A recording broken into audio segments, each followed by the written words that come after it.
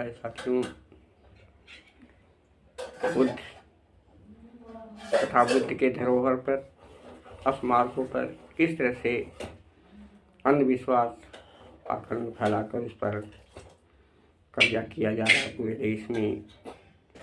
जहाँ जहाँ बुद्ध के स्मारक हैं या मूर्तियाँ हैं, जहाँ बुद्ध के बुद्ध विहार हैं, उस पर किस तरह से अंधविश्वास पाखंड फैलाकर उस जगह को कब्जा कर लिए गए हैं विरोधियों द्वारा।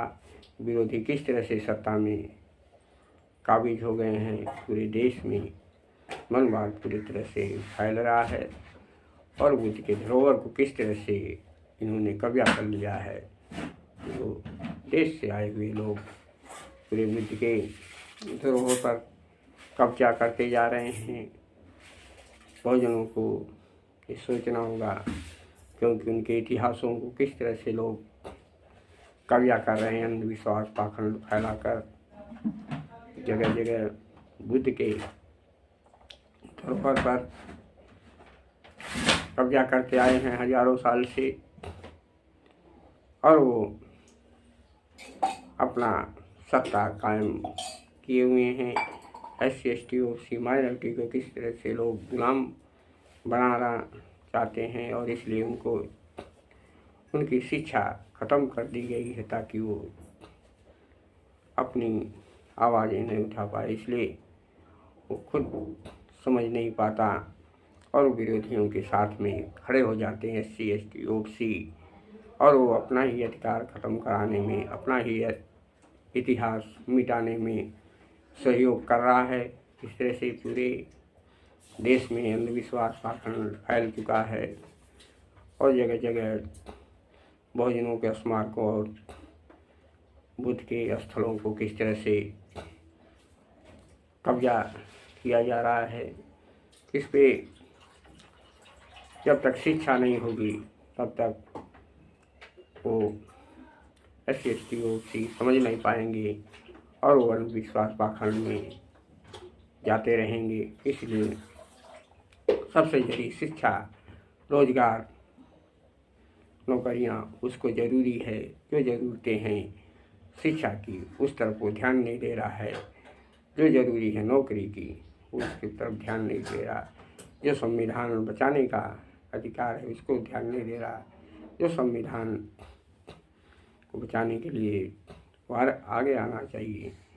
इसलिए SC ST OBC माइनॉरिटी एकजुट हो और अपने इतिहास को बचाएं, क्योंकि जब तक अपने इतिहास को नहीं बचाएंगे तब तक आपके सत्ता कायम नहीं होगी। और क्योंकि सत्ता लाने के लिए तभी ही आपको हक और अधिकार मिल सकते हैं, क्योंकि रोजगार का मुद्दा ख़त्म कर दिया जाता है अंधविश्वास पाखंड फैलाकर। जब आपके शिक्षा की बात होती है तो हाँ अंधविश्वास पाखंड फैला दिया जाता है। जब आपको संसद में जाने की बात होती है तो हाँ EVM को आगे ला दिया जाता है। EVM के द्वारा ही आपको हराया जाता है। कई सालों से EVM के द्वारा ही हराया जा रहा है और बहुजन को एकजुट होकर इस EVM को भी हटाने की आवश्यकता है, क्योंकि EVM से ही विरोधी सत्ता पर कायम है और बहुजनों के इतिहास को किस तरह से मिटा रहे हैं और अपना झूठा इतिहास उस पर रच रहे हैं। इसलिए EVM के द्वारा ही मनमानी तरह से वो सत्ता का दुरुपयोग करते जा रहे हैं। जब आपकी सत्ता होगी तो आप खुद ही उस अंधविश्वास पाखंड को उखाड़ फेंकेंगे। सत्ता आने के बाद ही सब कुछ, सारे सरकारी मशीनरी आपके पक्ष में होती है और आपके साथ खड़ी होती है। इसलिए सत्ता बहुत ज़रूरी है। इस तरह से इस समय अंधविश्वास पाखंड फैला हुआ है, इसके लिए लोगों को आगे आने होगा। शिक्षा की ज़रूरत होगी, क्योंकि स्कूल कॉलेज हॉस्पिटल से ही उससे शिक्षा प्राप्त होती है।